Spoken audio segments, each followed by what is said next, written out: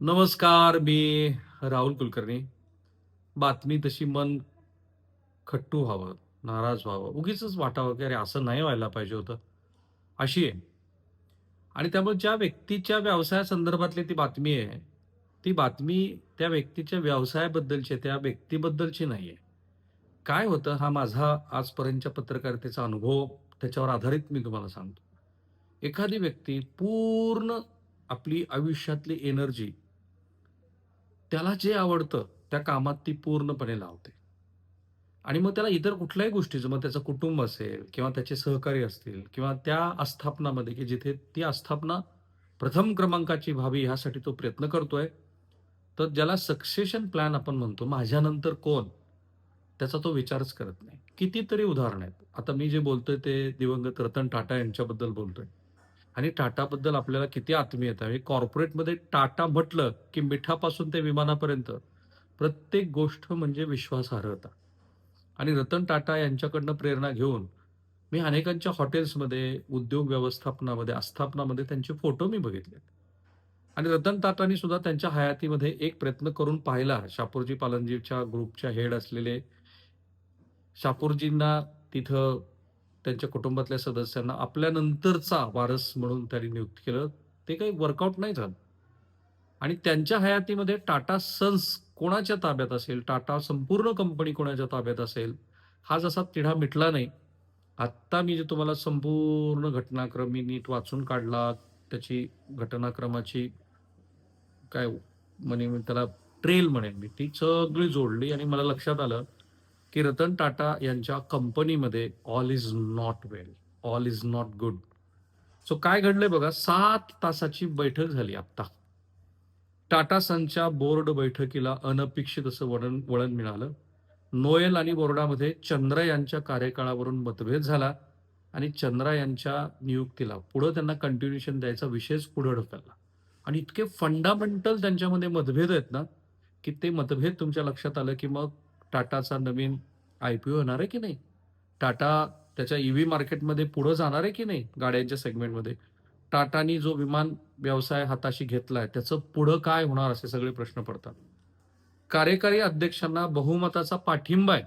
म्हणजे चंद्रा यांनाच पुढं कंटिन्यूएशन करावं असं बहुमतानं ठरवलंय. पण नोएल यांच्या स्थगितीच्या प्रस्तावाला दुजोरा आणि आता सरकार सुद्धा याच्याकडे खूप बारकाईने लक्ष दिसतंय.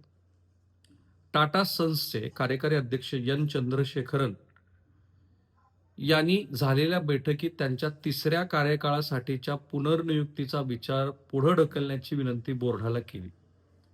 जे काही माहिती मिळते त्याप्रमाणे बैठकीत काही मुद्द्यावर मतभेद समोर आल्यानंतर हा निर्णय घेण्यात आला. जे 2024 मध्ये समूहाचे सर्वेसर्वा रतन टाटा यांच्या निधनानंतर भारतातील सर्वात मौल्यवान व्यवसाय समूहाच्या प्रशासकीय संरचनेत सुरू असलेल्या अस्थिरतेचे हे संकेत आहे.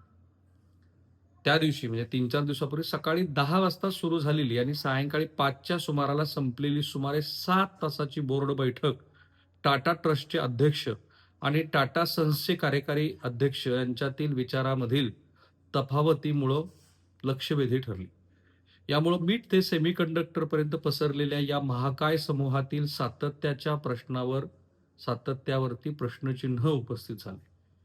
या प्रकरणी संबंधित व्यक्तीची मतं 5 पैकी 4 संचालक पुनर्नियुक्तीच्या बाजूने होते चंद्रा यांच्या. पण नोएल टाटा यांनी काही महत्त्वाचे प्रश्न उपस्थित केले. आता नोएल टाटा यांचे प्रश्न काय बोल नोएल यांनी एन चंद्रा यांना काही प्रश्न विचारले. त्यांना काय हवंय? तर टाटा सन्सची नोंदणी, ज्याला लिस्टिंग आपण म्हणतो, त्यांनी अशी जाहीर भूमिका घेण्याची मागणी केली, की टाटा सन्सची शेअर बाजारात नोंदणी केली जाऊ नये. Can you imagine? एअर इंडियाचा मुद्दा. नोएल यांनी एअर इंडियाच्या वाढत्या तोट्याच्या मुद्द्यावर प्रश्नचिन्ह उपस्थित केलेत. सध्या नवीन गुंतवणूक थांबवावी, टाटा समूह कर्जाच्या खाईत जाणार नाही याची खात्री करावी. आपण कुणाबद्दल बोलतो? कुणाच्या कर्जाबद्दल? टाटा सन्स. तोटा नियंत्रित करा. काही विशिष्ट व्यवसायातील तोटा मर्यादित ठेवा. आता याला एन चंद्रा यांनी काय म्हटलं? जोपर्यंत व्यवसाय स्थिर होत नाही, तोपर्यंत गुंतवणुकीची गरज आहे. म्हणजे टाटासारखा व्यवसाय अजूनही स्थिर झालेला नाही, असं एन चंद्रा यांचं मत आहे. अर्थात कुठल्या सेगमेंटबद्दल बोलतात ते मी तुम्हाला सांगेन. कंपनीची नोंदणी हा नियमांचा भाग आहे. टाटा सन्सनं सूचीबद्ध म्हणजे अनलिस्टेड राहण्यासाठी जे काही शक्य आहे ते सगळं केलंय. म्हणजे त्यांना सरकारी नियंत्रणं नको आहेत. प्रतिष्ठा. टाटा ट्रस्टच्या अध्यक्षांच्या मंजुरीशिवाय पुनर्नियुक्तीसाठी आग्रह धरणं हे टाटा सन्सच्या प्रतिष्ठेच्या विरोधात आहे. आता रतन टाटा यांच्यानंतरचा इतिहास पण तुम्हाला सांगतो आणि सद्यस्थिती काय बघा. ही वादाची ठिणगी कधी पडली? हा संघर्ष प्रामुख्यानं 2024च्या उत्तरार्धात रतन टाटा यांच्या निधनानंतर सुरू झाला. नोएल टाटा यांनी टाटा ट्रस्टची सूत्र हाती घेतल्यावर व्यवस्थापनाच्या कार्यपद्धतीवर आणि भांडवली वाटपावर अधिक कडक देखरेख ठेवण्याचं धोरण स्वीकारलं. वादाचं मुख्य कारण काय? एअर इंडिया आणि डिजिटल संदर्भातले व्यवहार. एअर इंडियाला म्हणजे तो जो अहमदाबादचा झालेला अपघात आणि टाटा डिजिटलमध्ये होत असलेल्या प्रचंड तोट्यामुळं नोएल टाटा नाराज आहेत. कर्ज आणि विस्तार. चंद्रशेखरन यांचा भर सेमीकंडक्टर आणि ईव्ही यासारख्या भविष्यातील व्यवसायावर मोठ्या गुंतवणुकीवर आहे. तर नोएल टाटा यांना समूहाची आर्थिक शिस्त आणि नफा महत्वाचा वाटतो. आता याच्यात एक संदर्भ आणखी आहे, तो आहे आरबीआयच्या नियमांचा. रिझर्व्ह बँकेच्या नियमानुसार टाटा सन्सला आपली नोंदणी करणं अनिवार्य ठरू शकतं, ज्याला टाटा ट्रस्टचा विरोध आहे. आता गेल्या 2 वर्षात काय घडलंय? रतन टाटा असेपर्यंत बोर्ड आणि ट्रस्टमध्ये समन्वय होता. पण गेल्या 2 वर्षातील शेकडो जे काही माहिती आणि रिपोर्ट्स येतात त्याप्रमाणे आता टाटा ट्रस्ट एक सक्रिय भागधारक, ज्याला ॲक्टिव्ह शेअर होल्डर आपण म्हणतो, म्हणून समोर आला आहे. तो केवळ लाभांश किंवा डिव्हिडंड घेण्यापुरता मर्यादित न राहता समूहाच्या प्रत्येक मोठ्या आर्थिक निर्णयाबद्दल जाब विचारतोय. आता सद्यस्थिती काय आहे? तर सध्या चंद्रशेखरन यांचा कार्यकाळ फेब्रुवारी 2027 पर्यंत आहे. पण जून 2026च्या बैठकीत या पुनर्नियुक्तीवर पुन्हा चर्चा होईल. तोपर्यंत व्यवस्थापनाला नोएल टाटा यांनी उपस्थित केलेल्या आर्थिक शंकांचं निराकरण करावं लागेल. पुढील काळात काही महत्त्वाच्या घडामोडी घडतील. जून 2026ची बैठक आहे. या बैठकीत चंद्रशेखरन यांच्या कार्यकाळाबद्दल पुन्हा अंतिम निर्णय होण्याची शक्यता आहे. आता प्रश्न आहे तो टाटा सन्सची लिस्टिंग, ज्याला आपण आयपीओ म्हणतो. रिझर्व्ह बँकेच्या डेडलाईननुसार टाटा सन्सला शेअर बाजारात नोंदणी करावी लागते की नाही, कायदेशीर मार्ग काढून खासगी राहतात का, हे आता पाहणं महत्वाचं ठरलंय. एअर इंडिया आणि टाटा डिजिटलचा नफा किंवा तोटा. नोएल टाटा यांनी उपस्थित केलेल्या आर्थिक प्रश्नांना उत्तर देण्यासाठी या कंपनीच्या कामगिरीत सुधारणा होते का, याकडे सर्वांचं लक्ष असेल.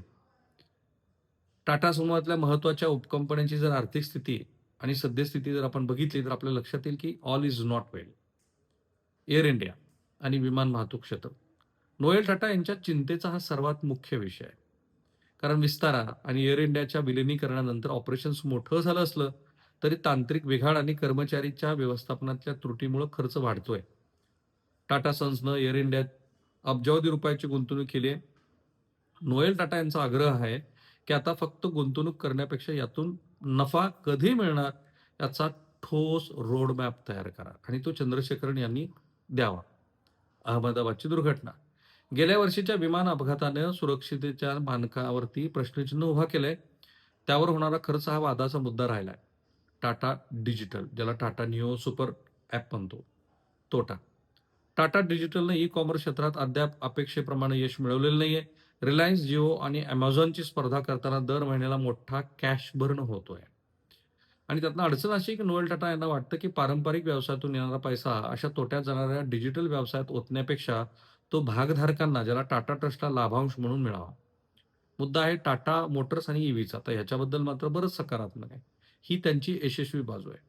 हा एन चंद्रशेखरन यांचा सर्वात यशस्वी विभाग विभाग मानला जातो. टाटा मोटर्सनं भारतीय ईव्ही मार्केटमध्ये 80% पेक्षा जास्त हिस्सा मिळवलाय. अर्थात इथे पण प्रश्न आहे तो नवीन गुंतवणुकीचा. नवीन अव्हेन्यूज, प्लॅटफॉर्म आणि बॅटरी मॅन्युफॅक्चरिंगसाठी लागणारं भांडवल खूप मोठं आहे. नोएल टाटा यांचा या विस्तारवादी धोरणाला पूर्ण विरोध नाही, पण ते कर्जाच्या मर्यादेवर, डेट सेलिंगवरती लक्ष ठेवू नये. सेमीकंडक्टर आणि नवीन उद्योग. टाटा समूह गुजरातमध्ये मोठी सेमीकंडक्टर फॅक्टरी टाकतोय. हे एन चंद्रा यांचा ड्रीम प्रोजेक्ट आहे. आता यात जोखीम आहे. या उद्योगात परतावा मिळायला 10 ते 15 वर्षे लागतात. नोएल टाटा यांची भूमिका अशी आहे की अशा लांब पल्ल्याच्या प्रकल्पामुळे टाटा सन्सची आर्थिक स्थिती डळमळीत होऊ नये. नोएल टाटा आता एक कडक शिस्तीच्या मालकाच्या भूमिकेत आहेत. त्यांना चंद्रा यांच्या या व्हिजनबद्दल आदर असला तरी ते टाटा ट्रस्टच्या पैशाची, जे सामाजिक कार्यासाठी वापरला जातो, त्याच्या सुरक्षिततेकडे ते पाहत आहेत.